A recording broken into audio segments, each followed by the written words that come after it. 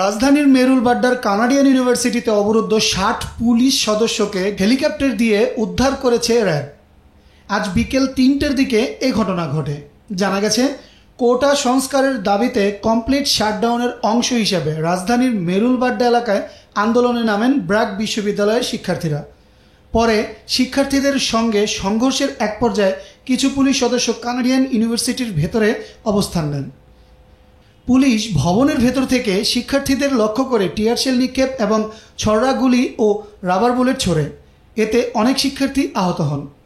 এক পর্যায়ে শিক্ষার্থীরা জড়ো হয়ে ওই ভবন ভাঙচুর এবং ৩ ঘন্টা পুলিশকে অবরুদ্ধ করে রাখেন। খবর পেয়ে পুলিশ সদস্যদের কানাডিয়ান ইউনিভার্সিটির ছাদ থেকে উদ্ধার করে র্যাব ফোর্সের হেলিকপ্টার।